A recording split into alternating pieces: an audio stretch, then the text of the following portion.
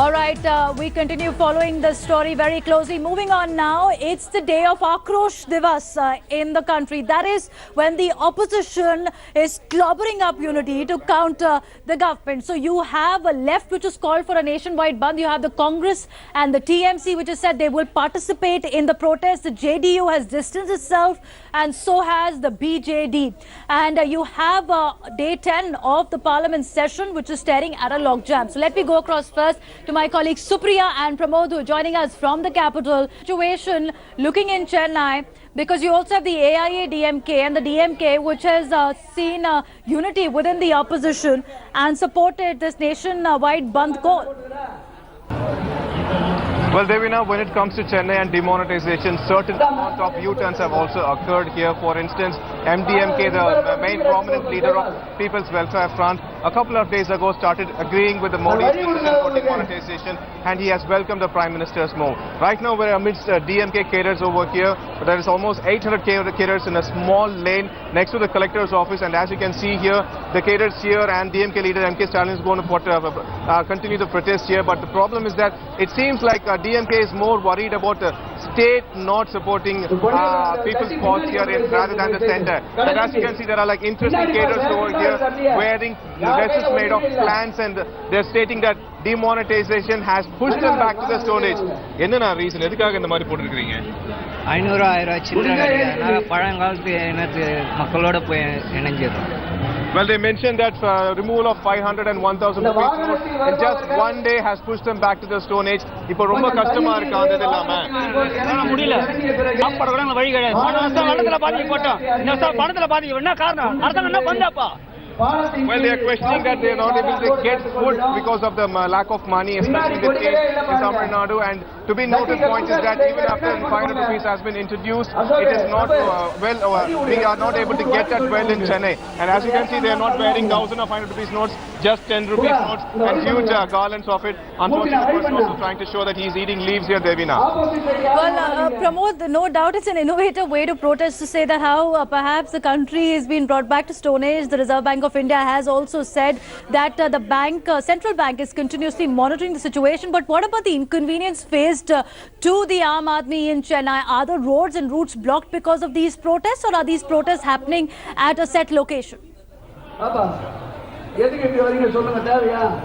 Well, Devina, earlier it was mentioned that this could be an entire bandh for Tamil Nadu, but what has happened is that yesterday evening the Retail Shop Owners Association decided to push their bandh on another day. And what is happening in Chennai right now is DMK is protesting in front of Collector's Office, Congress in front of Central Post Office at Mount Road, Aam Aadmi Party is going to protest in the evening, and the left parties are protesting in front of Indian Bank and State Bank of India. So today Chennai is going to see a whole amount of protest by different parties. But the vendors and retailers have decided to have their bandh on a different day, because if they have a bandh and protest on the same day, it's going to cause a lot of inconvenience to the people, Devina. Let me go across to Rohit also from Patna, because there we have also seen the political repercussions. Rohit, interesting U-turn by the JDU and the alliance partner RJD, which is supporting the bandh call.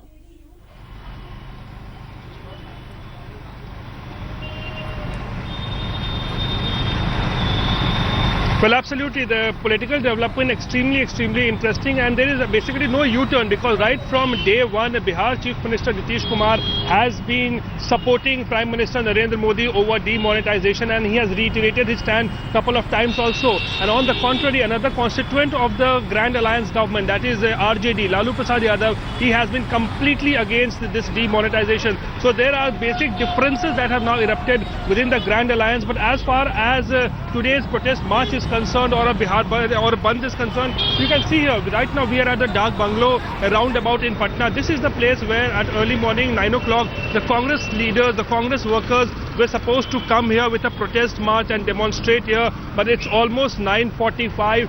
There is not a single Congress worker, not a single Congress leader here. So this clearly shows that how serious they are about this entire protest march that they have called for. But obviously the kind of support that Nitish Kumar has now extended to Prime Minister Narendra Modi, there's a complete different story, or a different that narrative that is being played out here, that is Nitish Kumar going towards NDA or siding towards the NDA. So that's the basic question. But as far as the protest is concerned, the Bandh is concerned, absolutely no impact of that Bandh in Bihar. Bandhan crack which are being revealed with the demonetization drive. But interestingly, as you pointed out, Rohit, no U-turn by the Nitish Kumar government, but we've seen Sharad Yadav outside the parliament standing with the 200 MPs in a queue opposing the implementation of the demonetization, getting some visuals as well of how protests are expected across the country today. So here's how the opposition is divided. For the protest is Congress, for the nationwide Bandh is a CPI and CPIM. So the left essentially supporting complete Bandh. Also for protest is Trinamool Congress. Now remember, Trinamool Congress with Mamata Banerjee had led the bastion of implementation of demonetization drive being questioned by the opposition. For nationwide Bandh again CPIM. For protest only is Aam Aadmi Party.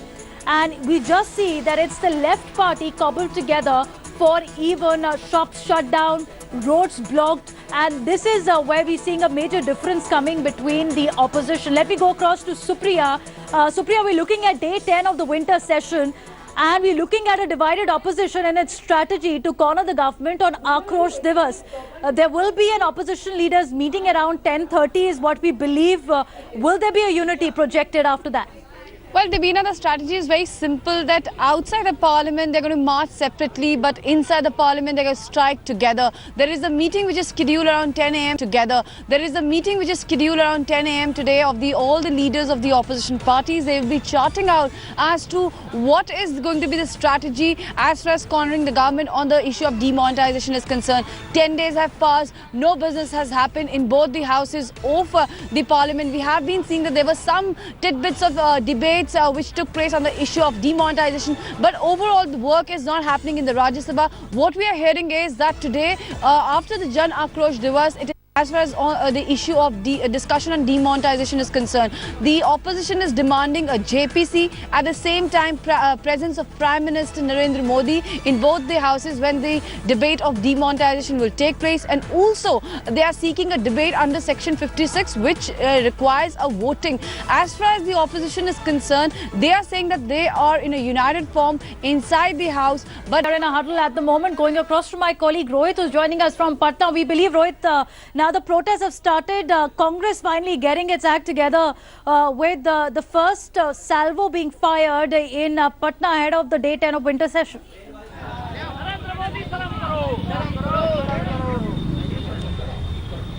Well, yes, Dabina, now as I speak at this point of time, there are some Congress workers who have now assembled at the Dak Bungalow roundabout, and they are shouting slogans against Prime Minister Narendra Modi over demonetization. Thus, the number of workers who are present here at the Congress is only about 15 to 20 workers. So, there is not a strong message that the Congress leaders are sending out here.